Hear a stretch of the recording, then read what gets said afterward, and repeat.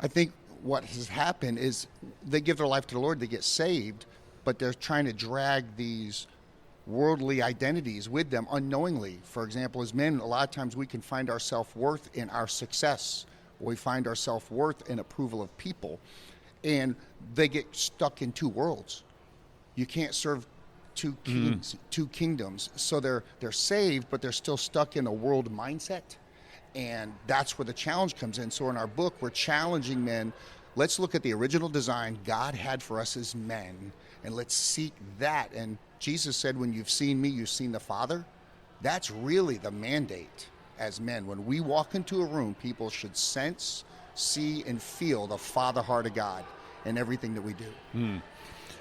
James Bradford joining us today here on the Meeting House on Faith Radio Meeting House Media Central at the Summer 2023 Christian Product Expo in Lexington, Kentucky. You and your wife, Mindy, have collaborated on this book, Masculinity by Design, subtitled Finding True North. So when you talk about God's design for manhood, what does a man who is seeking after God and exhibiting the characteristics of Christ, what does he look like? He looks like a servant.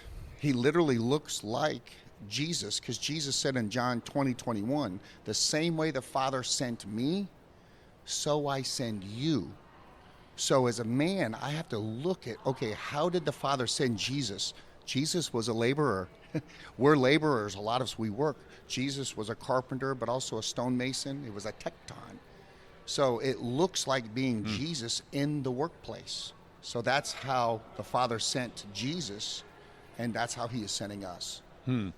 And when we look at the way that men are to relate to women, obviously your wife was a collaborator with you on this particular book. How do you see the male-female relationship as designed by God? Mindy and I got married in 2021, and it has been amazing. The first time in my life I have truly experienced God's design for marriage. And it has been remarkable. We're called, if you go back to the garden, Adam and Eve, prior to sin, were called to rule and reign together as a team. The two shall become one. And Mindy and I have experienced oneness that's beautiful in prayer life, devotions, and then that translates into regular life.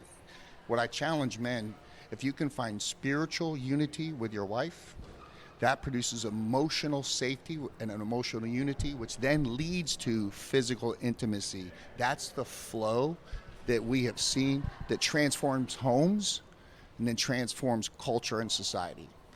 I like what you said. This just occurred to me, for what it's worth, Genesis chapter 2, where God said that a man shall be joined to his wife and the two will become one flesh. That is a pre-fall declaration. Because we know what happened in Genesis chapter 3. Things became unraveled and sin entered into the world.